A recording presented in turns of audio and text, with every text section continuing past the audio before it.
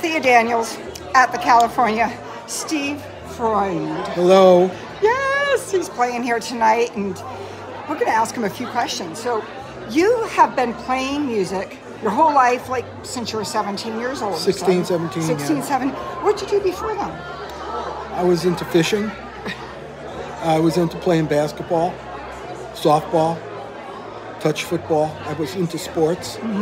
And I was always into music. My mother was a classical pianist, and we lived in a small apartment in Brooklyn, and she had a baby grand piano in that living room. It took up literally half the living room. But I was enamored. I would just stop. When she would play, I would go under the, when I was a little baby, I would hang out under the piano. And just listen. And just listen and do my diapers. I can feel that. Yeah. The diapers even too. Yeah. Really? Yeah. And so I bet you got some fish stories to tell. But I had great fishing in New York. It's the ocean there. It was very similar to the San Francisco Bay Area where I grew up. We had the ocean, we had the bays. And I did that, I got into music when I was about 16, 17. Now, who inspired you besides this piano and wonderful mom? Well, I got into it like little by little because before blues, I was listening to soul music. And when I was 12 years old, there was a movie that came out called The Tammy Show, T-A-M-I. And it was a show from 1964 where like James Brown and the Rolling Stones and the Bar-Kays and I think Wilson Pickett was a big show, and they filmed it and made a movie about it. And so being 12 years old, of course, I couldn't go to the shows. But my dad took me to the movie theater and I saw that. And James Brown freaked me out. And I really loved that stuff. But I was also into earlier sounds like Louis Armstrong when I was a kid. He was on TV a lot. I always got this felt of soul off of that stuff. And, then the British invasion came, and I started hanging out with these guys. We would go out to hear music, and this one other guy who passed away, Jeff, he handed me 2 records one day. One was B.B. King live at the Regal, and one was John Mayall Blues Breakers with Eric Clapton. And that was the very beginning, and I started listening to that, and I just became obsessed with it. And then I would go into Greenwich Village or Times Square. What a place to grow up. And buy records. And we used to go to the Fillmore East a lot. Started going to Fillmore East in 1968 and saw great bands. I saw almost everybody. B.B. King, T-Bone Walker, Albert King, Freddie King, all that stuff.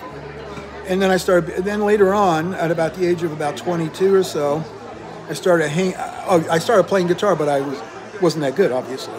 And then little by little, I would go to jam sessions. But I basically played by myself. And after about 5 years, I started going into the Village and trying to meet other guys and play. And a friend of mine named Robert Ross, fabulous musician, we started playing on the street together. Busking. Busking for tip money. And after about a year or so of that, I decided I got to check out Chicago. I went to see a lot of the bands from Chicago, and I met Sunnyland Slim, who turned out to be my mentor. Well, not mentor, my first actual employer. He's an old guy from Mississippi, a piano player. And my friend and I, Paul, we drove out my parents' car. We drove to Chicago in the summer of 1976, and it was fabulous. And every night they let us sit in, all these legendary guys. Buddy Guy, Junior Wells, all these guys would let us sit in. And then I went back to New York. I was working in a sporting goods store, selling backpacking and fishing tackle. And right up your alley. And then right after that, I said, what am I doing here? This is not for me, and that was it. I uprooted myself alone, my guitar, a bag of clothes, and I had $1,000 saved up. And I flew out to Chicago and got a furnished hotel room and just started living there. And Sunnyland Slim started hiring me. I went out to the jams, and people started hiring me. And I started getting a little money. And I was able to pay my rent. And I got an apartment, and it just bloomed from there until I was working about 1 or 2 years. I worked 200 nights a year, which is a lot. And I would probably average 150 nights a year. for about 10 years. And then I got married. We had a son who's going to be 38.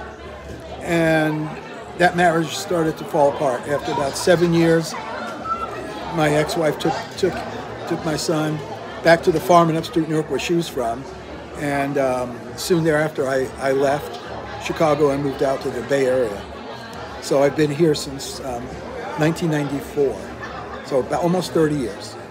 Wow. And I work a lot. I mean, that's what I do. It's just play music, you know. Did a bunch of recordings, work with some great people, you know. Now, one of the things I read is that you're a band leader. Yeah. I have my own band. Yeah. And I do the singing. And then I also do a side band thing or special guest stuff with other bands. Well, what's your band? Steve Freund Blues Trio or the Steve Freund Blues Band. Okay. And how can we find you? Steve Freund, www.stevefreund.com. Freund. Yeah. And I'm on Facebook. Okay. Yeah. Well, I'll friend you. Yeah, do it. Okay, real quick. You started out fishing. You worked in fishing until you realized you didn't want to do this anymore. But you know what? The pandemic hit. I hadn't fished in like 19 years. When the pandemic hit and all the gigs dropped, so I went fishing almost every day. In Benicia, in Vallejo area for striped bass. And I grew up fishing for striped bass on the East Coast because they come from the East Coast. They were shipped here on the train in 1897 in a big car full of water with bellows, guys pumping, and they dropped them into the San Francisco Bay. And I think they dropped them right here in Martinez. And that's it. And they spawned, and now we have a whole striped bass thing going on. Just like bi-coastal. Yeah. Okay, so what would you tell a younger you? I would say go to Chicago earlier. Don't wait till you're 24. Go right away.